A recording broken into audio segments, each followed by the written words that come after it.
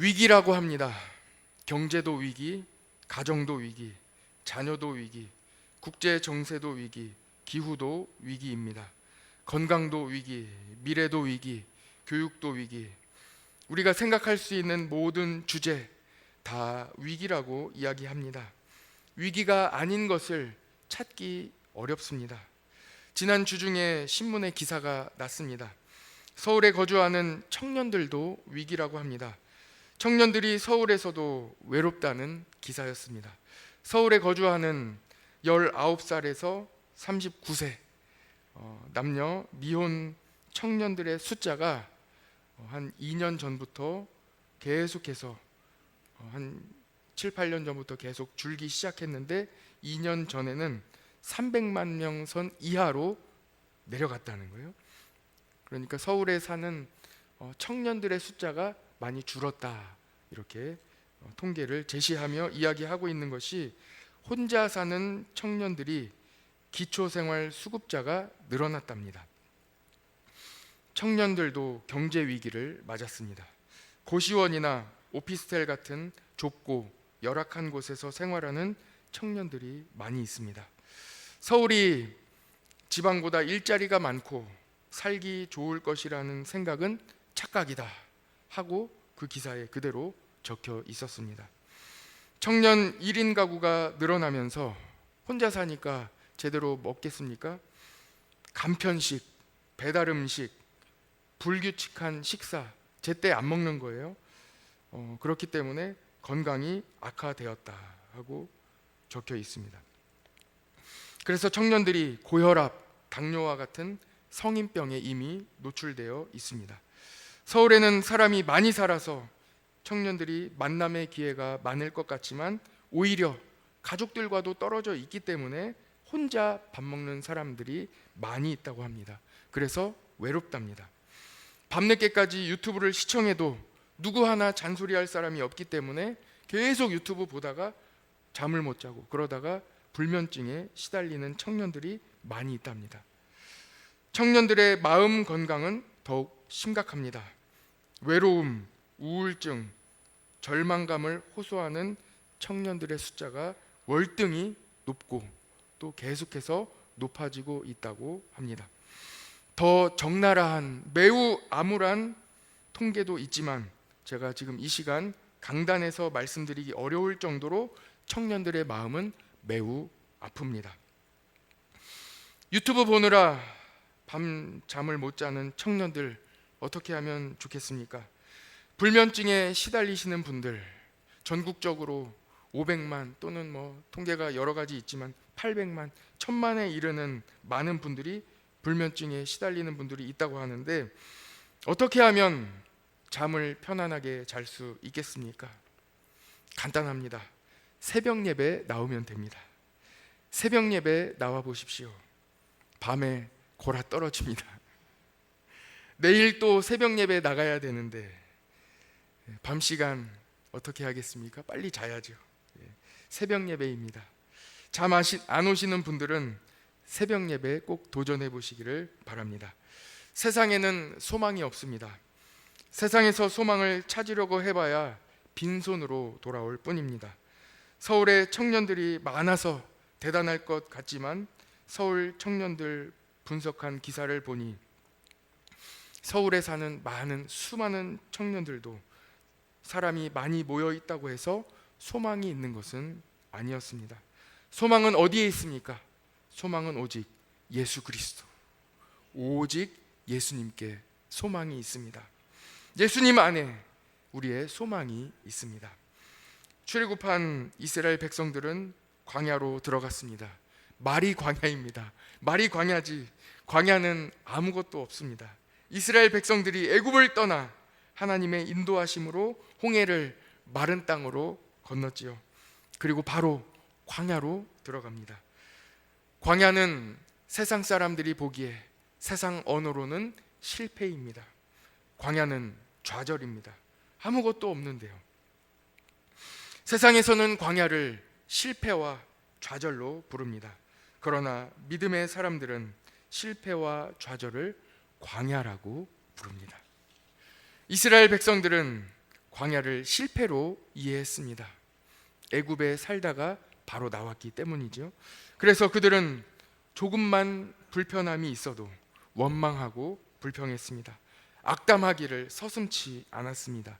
하나님은 이스라엘 백성들이 광야에서도, 아무것도 없는 이 광야에서도 소망을 볼 수 있기를 원하셨습니다. 광야는 실패가 아님을 깨닫기를 원하셨습니다. 광야에 소망이 있음을, 광야에도 하나님이 계심을, 하나님이 인도해 주심을, 하나님이 먹여 주심을, 하나님이 반석에서 샘물이 나오게 하심을 깨닫기를 원하셨습니다. 광야에 하나님이 계십니다. 오늘은 야구공을 들고 나왔습니다. 야구공, 여러분 야구 좋아하시는 분들도 많이 계시죠. 저는 야구 보는 것보다 젊었을 때는 야구 하는 것을 많이 좋아했습니다. 잘하지는 못하지만 좋아했습니다. 야구 이 공을 던지는 사람을 투수, 그리고 치는 사람을 타자라고 이야기를 하죠. 그 정도는 다 알고 계시죠. 투수가 공을 던집니다. 공을 던지는데 어렵게 던져요. 절대 못 치게 던지는 거예요. 몇 가지 구종을 설명해 드리면 이렇게 있잖아요. 실밥을 이렇게 잡고 이렇게 던지는 것을 직구라고 하는데 포심이라고 합니다. 이렇게 던지면 공이 어떻게 날아가게 되냐면 쭉 가다가 마지막에 타자 앞에서 쑥 올라가요. 포심으로 던지면 더 많이 올라가요. 이렇게 잡고 던지면 이게 투심이거든요. 그러면은 공기 역학적으로 바람을 포심보다는 덜 받기 때문에 똑같이 던지는데 직선으로 쭉 날아가다가 마지막에 살짝 위로 올라가요. 그러니까 타자가 볼 때는 갑자기 위로 올라가게 되는 거예요. 절대 치기 어렵겠죠. 공을 위로만 올리는 게 아니에요. 커브라는 구종도 있어요. 커브는 공을 보통 이렇게 잡고 이렇게 던지는데 아까는 이렇게 밀어 던졌잖아요.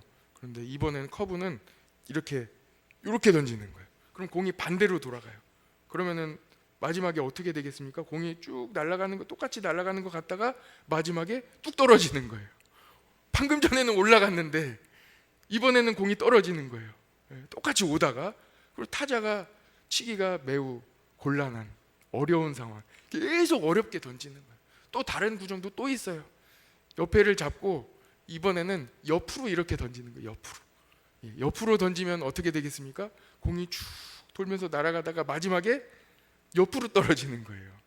이번에는 분명히 똑같이 와서 치려고 딱 치는데 공이 옆으로 날아가 버리는 거예요.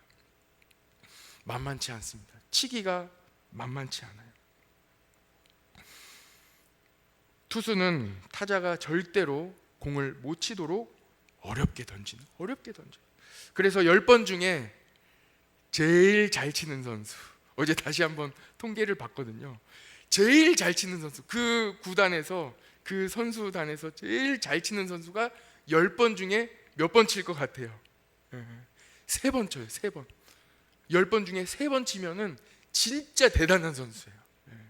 보통 2번 치고 평균적으로는 1번 치는 선수들도 많이 있어요. 잘 알고 계시죠? 그러면 역사상 4번 친 사람은 없을까 하고 찾아봤더니 미국 메이저리그에는 기록이 있는데 보니까 1941년 이후로는 아직 안 나오고 있대요. 그렇게 어려운 거예요.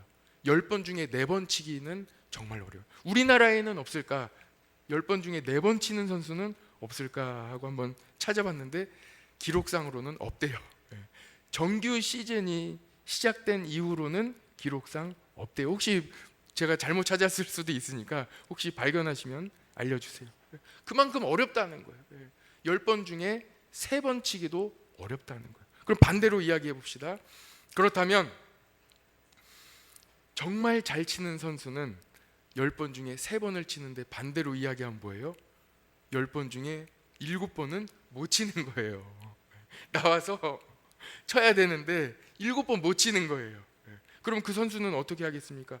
7번 못 쳤다고 8번째 나와서 나 실패했어, 나 어떻게 좌절하겠습니까? 8번째는 치는 거예요. 실패감이 없는 거예요.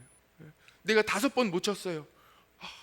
프로 선수인데 5번 연속으로 나와서 못 친 거예요. 계속 못 쳤어요. 오늘 하루 한 번도 못 쳤어요. 실망하고 좌절하고 실패감에 사로잡혀 있겠습니까? 아니에요. 이번 경기에 한 번도 못 쳤을지라도 다음 경기 또 희망을 가지고 나오는 거예요. 우리 선수들 중에 미국 메이저리그에서 타자로 활약하는 선수들이 있지요. 경기 중에 한 번 안타 쳤다고 뉴스에 나와요.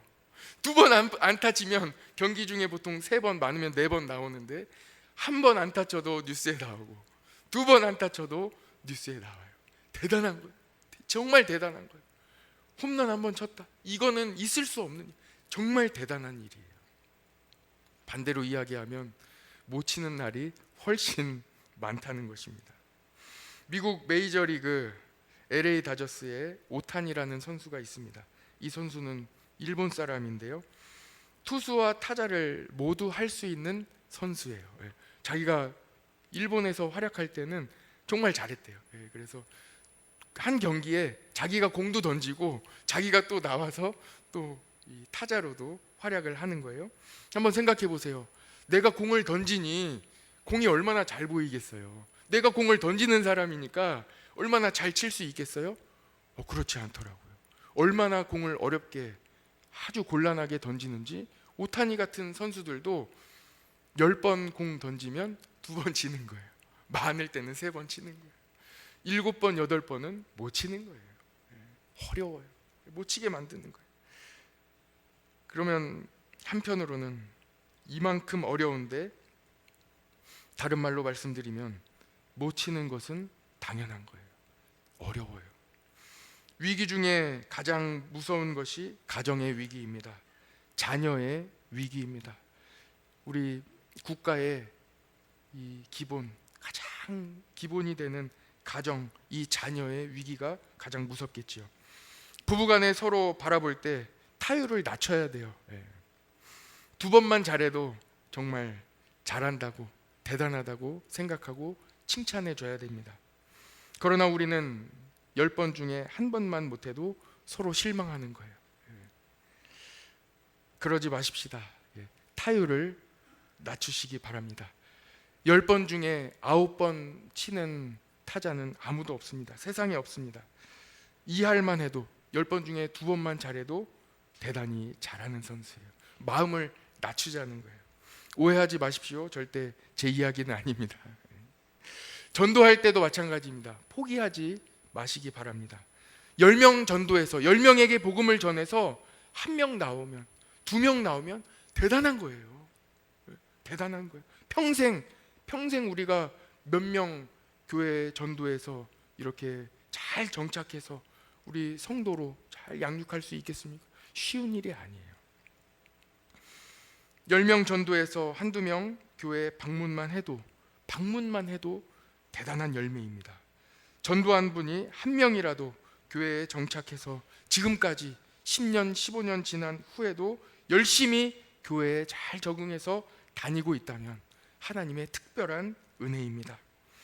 우리 부모님들 자녀를 향해 구하를 원하십니까? 10번 중에 1번만 못해도 큰일 납니까? 아닙니다. 괜찮습니다. 10번 중에 2번만 잘해도 정말 잘하는 자녀입니다. 칭찬해 주시기 바랍니다. 1번만 잘해도 대단한 거예요. 어제 아이노스 찬양단 수련회를 했습니다. 잘 진행할 수 있도록 준비해 주신 우리 선생님들과 또 함께 기도해 주신 모든 성도님들께 감사드립니다. 어제 부모 교육을 진행하며 부모님들과 기도 제목을 적어보는 시간을 가졌습니다. 그런데 기도 제목을 조금 다르게 적어봤습니다. 한번 화면을 한번 보시죠.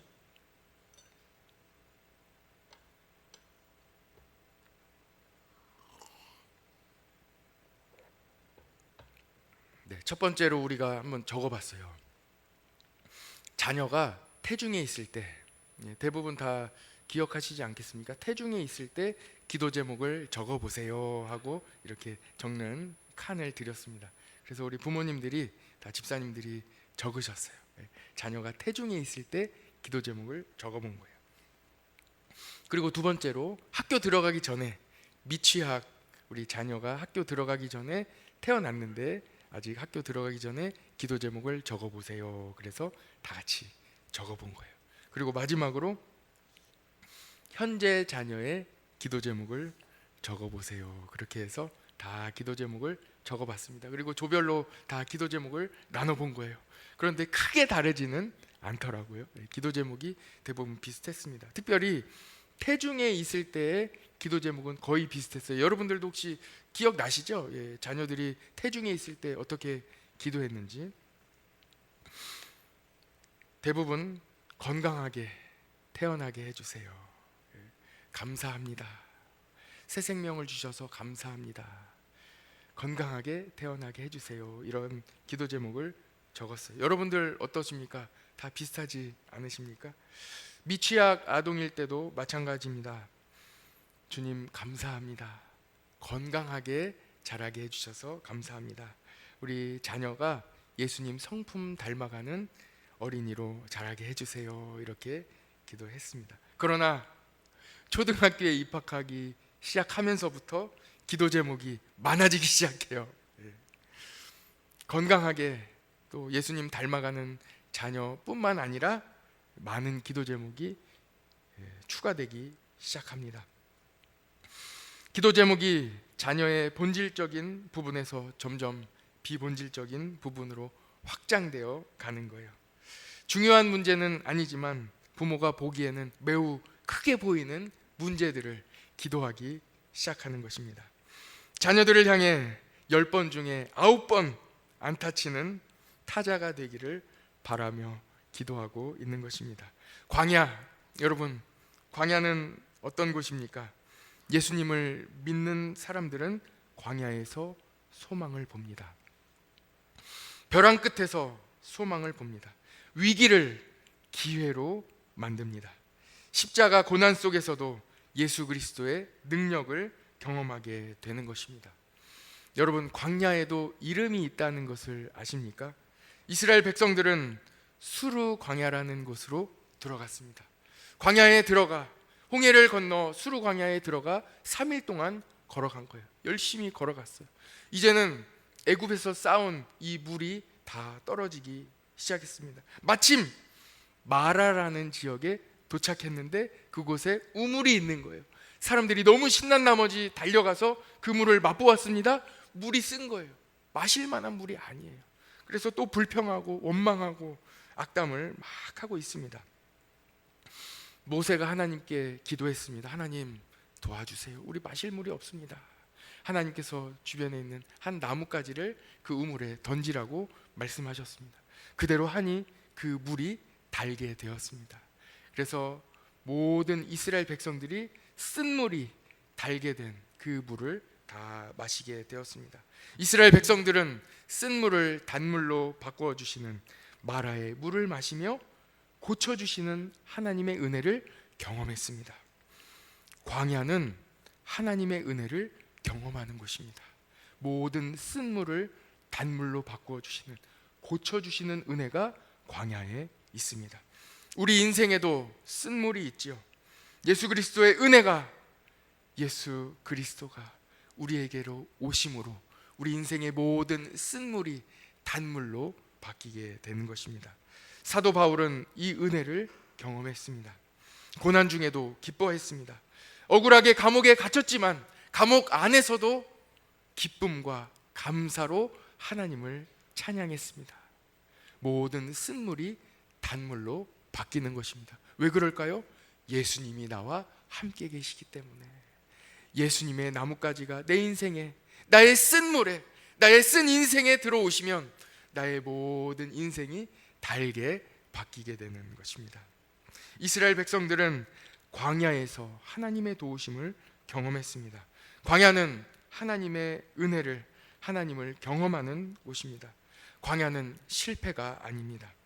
하나님의 도우심만 가득한 곳입니다. 하나님은 이스라엘 백성들을 광야에서 먹여주십니다. 아침에는 만나를 내려주시고 저녁에는 메추라기를 보내주시는 거예요. 아침에는 만나를 먹고 저녁에는 메추리를 먹고 너무나도 은혜를 경험하고 있습니다. 이스라엘 백성들이 장막에서 나오면 낮에는 구름 기둥으로, 밤에는 불 기둥이 진영 한가운데 활활 타오르고 있는 거예요. 눈으로 보고 있는 거예요. 아, 하나님이 우리와 함께 하시는구나. 오늘도 살아가며 구름 기둥을 보면서 아, 하나님이 나와 함께 하시는구나, 하나님이 계시는구나 바라보고 있는 거예요. 밤중에 잠깐 화장실 가려고 나왔는데 불기둥이 활활 타오르고 있는 거예요. 아, 밤중에도 우리가 자고 있을 때에도 하나님이 우리와 함께 하시는구나 보고 있는 거예요. 그러나 또 이스라엘 백성들이 르비딤이라는 곳에 도착했을 때 마실 물이 없었습니다. 또 목마른 거예요. 그때 구름 기둥이 있었겠지요. 그날 아침에 만나로 거두어 먹었겠지요. 하나님의 은혜를 경험하고 있음에도 불구하고 마실 물이 없자 이스라엘 백성들은 하나님을 원망하고 불평합니다. 그래서 그곳 이름을 마사, 시험하다라는 뜻이에요. 무리바, 다투다 하는 뜻이에요. 마사와 무리바라고 이름 지었습니다. 하나님은 모세에게 반석을 쳐서 물이 나오게 하셨습니다. 하나님께서 함께 계시지 않은지 시험했기 때문이에요. 그래서 그곳 이름을 마사 무리바라고 했습니다. 지금 구름 기둥 있잖아요. 아침에 만나 먹었잖아요. 그런데 약간의 어려움이 있을 때 원망하고 불평하는 거예요. 하나님이 우리와 함께 계시나? 물음표를 크게 만드는 거예요. 하나님이 계신데, 지금 우리와 함께하고 계신데 물음표를 짓고 있는 것입니다. 그래서 하나님은 이스라엘 백성들에게 마사에서 시험한 것 같이 너희의 하나님 여호와를 시험하지 말라 하고 말씀하셨습니다. 하나님이 우리와 함께 계시는 것을 의심하지 말라. 하나님이 나와 함께 계신다. 이것을 의심하지 말라고 말씀하시는 것입니다. 사탄은 광야에 계신 예수님께 하나님의 아들이거든 높은 곳에서 뛰어내려 천사가 받들어 돌에 부딪히지 않게 하라 하고 예수님을 시험하고 있습니다. 마사에서와 같이 하나님이 함께 계심을 시험하고 있는 것입니다. 그래서 예수님께서 말씀으로 시험을 물리치셨습니다. 주 너의 하나님을 시험하지 말라. 하나님이 나와 함께 계신 것을 의심하지 말아라. 하나님이 나와 함께 계신다. 하나님은 우리와 함께 하십니다. 하나님 우리 성도님 한 분 한 분과 함께 하십니다. 여러분, 광야에 계십니까? 실패 중에 계십니까? 너무 힘들어 하나님이 계신지 안 계신지 의문이 드십니까? 임마누엘의 예수님, 임마누엘의 뜻이, 예수님의 이름이 임마누엘이신데 그 임마누엘이라는 뜻이 하나님이 우리와 함께 계시다는 거예요. 예수님이 여러분들과 함께 하십니다. 예수님께서 세상 끝날까지 성도님과 함께 하시겠다고 말씀해 주셨습니다. 사탄은 오늘도 여러분들의 고난을 비추며 하나님이 안 계시다고 속삭일 것입니다. 예수님처럼 말씀으로 물리치시기 바랍니다. 주 너의 하나님을 시험하지 마라. 같이 해봅시다. 하나님이 나와 함께 계십니다. 확신합시다. 하나님이 나와 함께 하십니다. 가정의 위기 어떻게 해결할 수 있겠습니까? 예수님이 함께 계시다는 것을 여러분 기억하시기 바랍니다. 예수님이 우리 가정의 주인 되심을, 함께 계심을 여러분 믿음으로 고백하시기 바랍니다. 내 지식과 내 지혜로 안 됩니다. 잘 하려고 하면 할수록 더 안 되는 거예요. 하나님이 함께 하심을 믿고 오직 주님께 맡기며 기도하며 메어 달릴 때 가정은 살아납니다. 자녀들의 위기 어떻게 해결할 수 있겠습니까? 어제 부모 교육을 진행하며 우리 아이노스 찬양팀의 자녀들의 부모님들과 함께 고민해 보았습니다. 우리는 어렸을 때만 해도 부모님의 사랑을 느끼는 매개체가 많이 있었어요. 어머니가 짜장면이 싫다고 하시면 알았어요. 정말 짜장면이 싫은 게 아니라 조금 이렇게 더 주문하기 어려워서, 형편상 주문하기 어렵기 때문에 어머니가 좀 양보하시는구나, 사랑하시는구나 라고 느꼈어요. 그런데 지금 우리 자녀들에게 엄마는 짜장면이 싫다, 아빠는 짜장면이 싫다 얘기해 보세요. 그럼 뭐라고 대답하겠습니까? 짬뽕 드시게요. 이렇게 대답할 거예요. 얘기할 거예요. 우리 아빠는 짜장면 싫대. 아무 사랑을 못 느껴요, 여러분. 짜장면이 싫다고 해도 그럼 뭐라고 얘기해야 우리 자녀들이 부모님으로부터 사랑을 느끼겠냐는 거예요. 한번 생각해 보세요. 어떻게 해야 되겠습니까? 도시락을 싸가지고 다닐 때가 좋았습니다. 없는 중에도 이 도시락 밑에 어머니가 계란을 딱 밑에 깔아주시는 거예요. 드셔보셨죠? 계란을 딱 가끔 이렇게 밑에 싸주시면 아, 엄마가 나 정말 사랑하시는구나 하고 느낄 수 있었어요.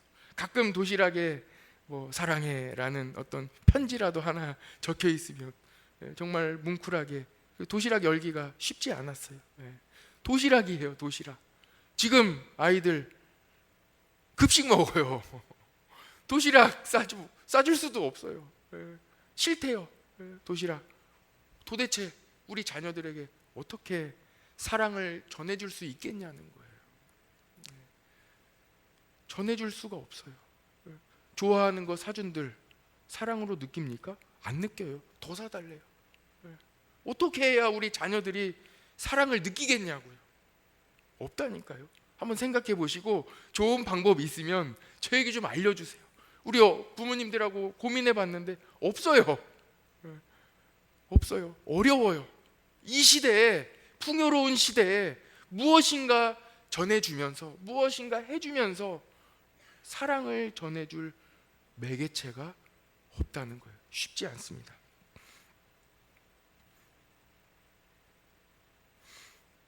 참 풍요로운 시대에 우리 자녀들 살아가고 있지만 반대로 사랑을 느끼기에는 척박한, 사랑을 느끼기 어려운 시대를 살아가고 있습니다. 이 시대 믿음의 자녀들이 느낄 수 있는 사랑은 무엇이 있겠습니까? 눈물의 기도입니다.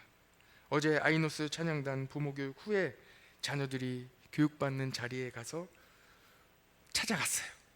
자녀들이 이렇게 딱 마지막 이 기도하고 있을 때 엄마 아빠가 찾아가서 우리 자녀들을 안고 기도해 줬어요. 엄마 아빠가 눈물로 기도해 줬어요. 기도한 후에 자녀들의 얼굴에 당황한 기색이 있었습니다. 나를 위해 눈물로 기도하는 우리 부모님들의 모습을 보았기 때문입니다. 왜 그래? 왜 울어? 깜짝 놀라는 거예요. 아, 느끼겠죠. 아, 우리 엄마가, 우리 아빠가 나를 이렇게 사랑하는구나. 당황하는 거예요. 왜 그런지. 예수님은 십자가를 지고 가시면서 곁에서 따라오면서 울고 있는 여인들을 보시고 이렇게 말씀하셨습니다. 누가복음 23장 28절인데요. 예수께서 돌이켜 그들을 향하여 이르시되 예루살렘의 딸들아 나를 위하여 울지 말고 너희와 너희 자녀를 위하여 울라.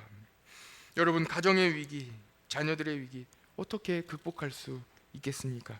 예수님은 자녀를 위해 울라고 말씀하십니다. 가정과 자녀를 위하여 눈물로 기도할 때 가정이 회복되고 자녀들이 다시 일어날 것입니다. 예수님께 소망이 있습니다. 기도하면 됩니다. 기도하면 하나님이 응답해 주십니다. 하나님은 때로 우리를 광야로 몰아가십니다. 그러나 두려워하지 마십시오. 광야는 오롯이 하나님이 함께 하심을 눈으로 보고, 그렇죠? 구름 기둥과 불 기둥이 있잖아요. 눈으로 보고 만나와 메추라기를 먹으며 그 향기를 맡으며 맛을 보며 오감으로 느끼는 곳이 바로 광야입니다. 벼랑 끝에 서 계십니까? 잘 안 되는 것 같습니까? 괜찮습니다. 바로 그곳에 부활하신 예수님을 만나게 될 것입니다. 지난주에는 광야 첫 번째 이야기를 나누었지요.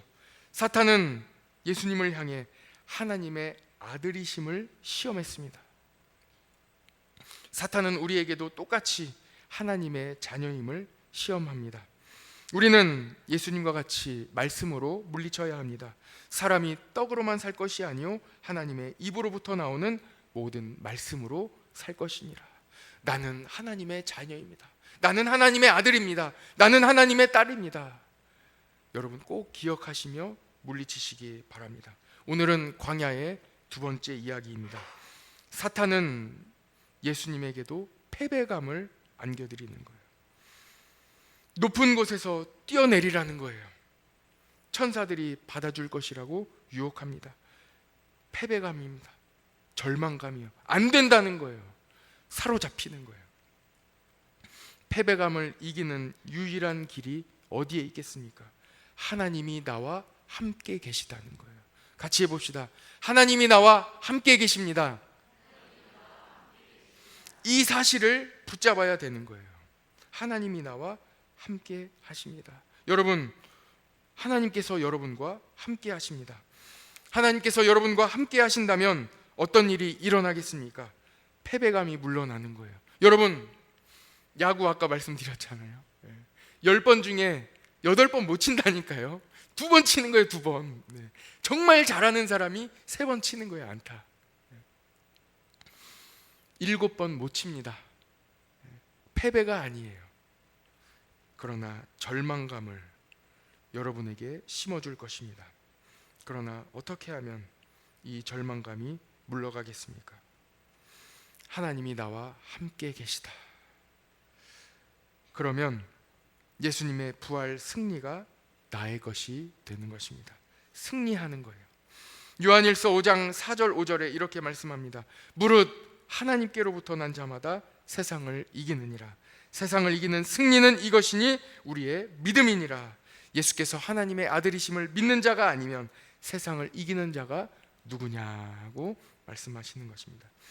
패배감이 몰려오십니까? 예수님은 죽음을 이기고 부활하셨습니다.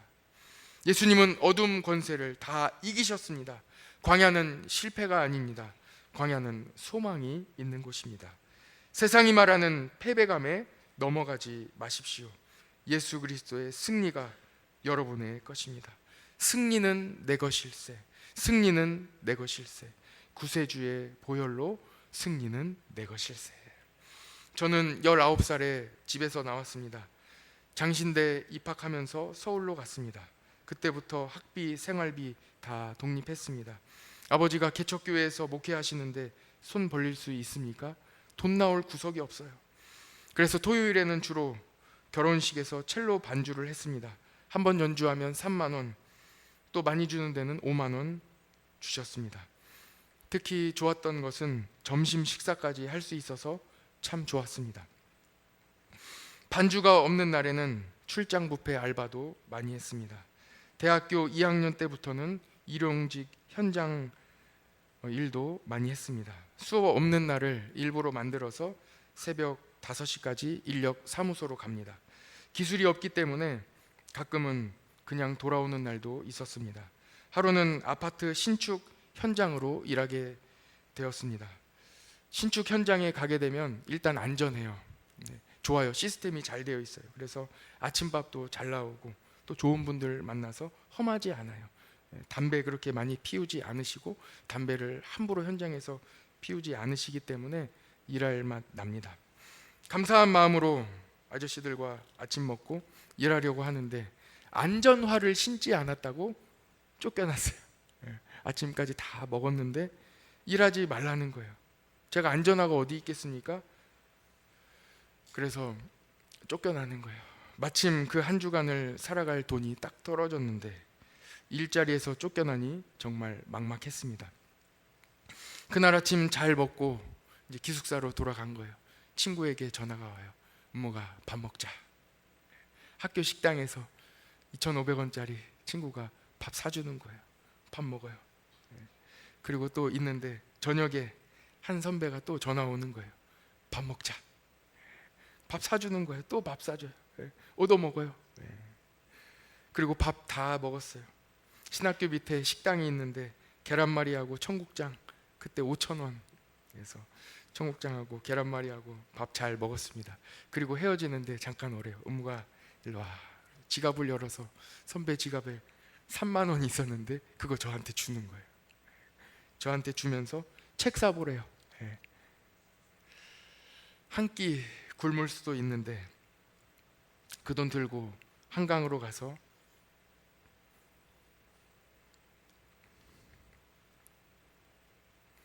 얼마나 울었는지 모릅니다.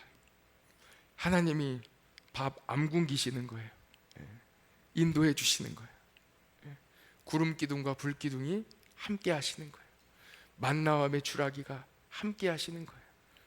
굶지 않아요, 여러분. 한 끼 굶어도 되잖아요. 그런데 하나님은 기어코 먹여주시는 거예요. 어떻게든 먹여주시는 거예요. 하나님이 함께 하신다는 것은 무슨 말씀입니까? 임마누엘의 은혜, 하나님이 나와 함께 하신다는 것이 도대체 어떤 은혜예요, 여러분? 구름 기둥과 불 기둥입니다. 오늘 여러분 식사하셨습니까? 하나님이 함께 하시는 거예요. 하나님이 함께 하시는 거예요. 보이시지 않아요, 여러분? 구름 기둥과 불 기둥, 만나와 메추라기, 여러분 드시고 계시잖아요. 하나님이 인도해 주고 계십니다. 먹여주시는 거예요. 하나님은 한 끼도 굶지 않도록 만나와 메추라기를 우리에게 보내주십니다. 오늘도 먹여주시고 인도해 주십니다. 여러분 걱정하지 마십시오. 여러분의 앞길 인도해 주십니다. 하나님께서 여러분과 함께 하십니다. 부활하신 예수님이 말씀하십니다. 마태복음 28장 20절에 내가 너희에게 분부한 모든 것을 가르쳐 지키게 하라. 볼지어다 세상 끝날까지 너희와 항상 함께 있으리라. 기도하겠습니다.